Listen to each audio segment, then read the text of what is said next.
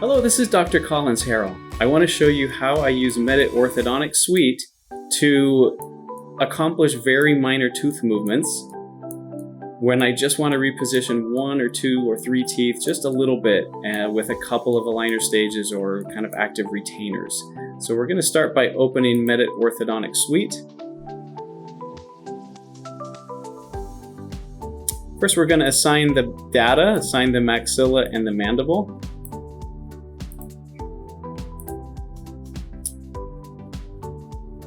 We're going to trim any unnecessary data or fill any holes. I see a little hole in that front tooth right there. So let's just fill that one in.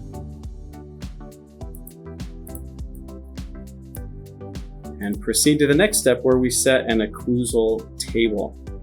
And that looks great for this case, but if you're unhappy with it, you detach the data down here at the bottom with this little button, and then you place 4 points. I like to use distal buccal cusp tips of lower 6s and the buccal cusp tips of lower 4s.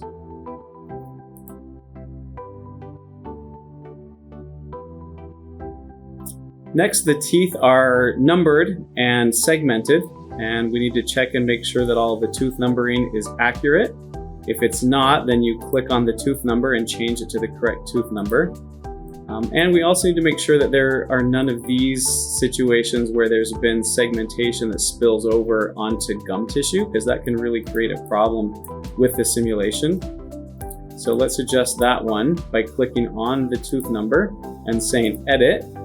And I'm going to use this erase all button here, clear that selection, and it defaults to the smart tooth selection tool. So we're just going to come back and click on that tooth, and now it's properly identified. I can also, while I'm here, click on the 2-4 and just click that little piece that wasn't identified right there. So now all of the teeth appear to be correctly numbered and segmented. We can proceed on to the next step. Now we're going to pick an arch form. It doesn't really matter much in this case because I'm going to only be using basically just very minor movements in a couple of teeth. But we'll always pick the one that fits the arch form best. This one's a little bit expanded, so let's go with a little bit smaller arch form. Make sure that those arch forms are positioned left to right in the center of the arch, and then they are symmetrical in the back on both sides of the arch.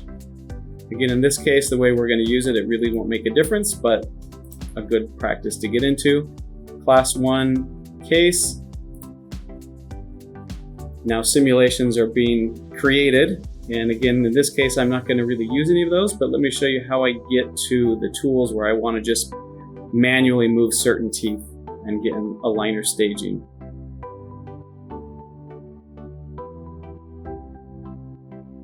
Okay, so we've gotten out a bunch of different simulations. Simulation 1.1 is always the default. I'm going to scroll down to the one below it, simulation 1.11, which is upper and lower anterior alignment only. That's just because it's moving the least number of teeth.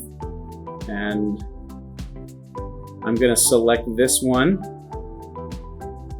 and go to the aligner output stage.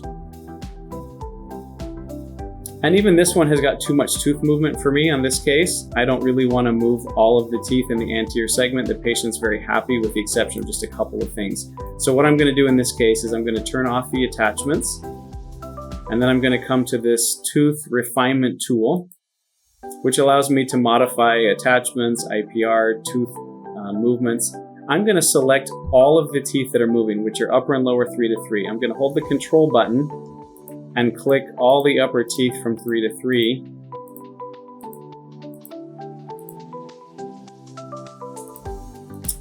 And we're just going to right click and say back to initial position. And now I essentially have, if I was to reproduce this, I would have just 1 or 0 aligner stages because there's no tooth movement. Okay, so there's nothing happening here. There's no tooth movement. So now I can go in and make just certain tooth movements that I want to finish this case for this patient without having more aligners than we need.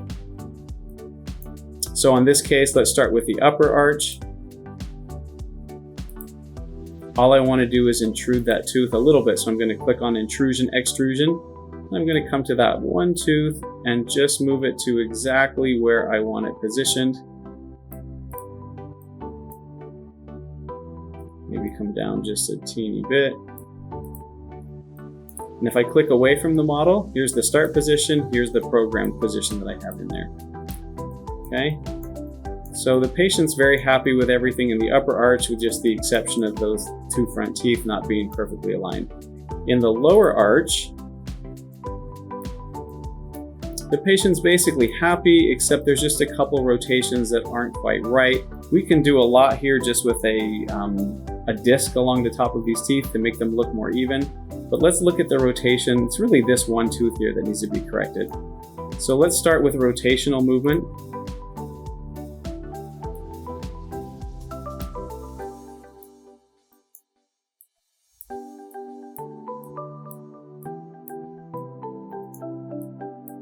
And then let's see, maybe we can improve the angulation of that a little bit. You can see that rotating that created some angulation down here.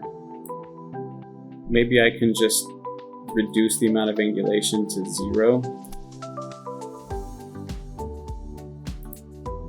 And then let's get rid of the spaces or the IPR that created. Back to the tooth movement.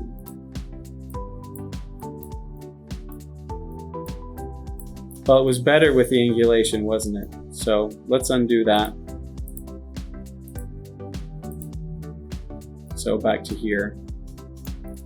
Okay, so we have the rotation, we kept the angulation change, and let's extrude that tooth just a little bit so that we can later take a disc and shave that off just a little bit, make it more even with the other teeth. So we'll bring that up something like that, maybe a nice compromise. And besides that, the patient's happy with everything else, so we're just focusing on that one tooth. Maybe we'll give this one a little bit of a rotational correction as well.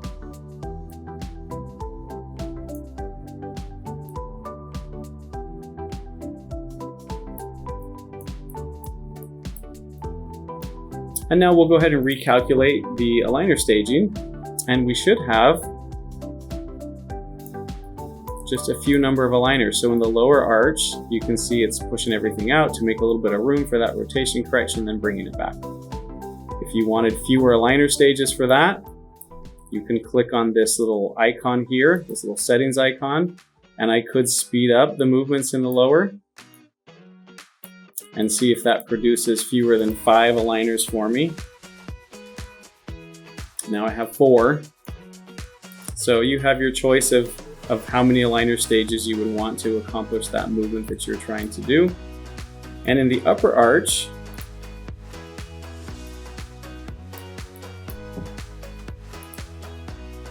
I'm going from that position, 2 aligner stages, to that position.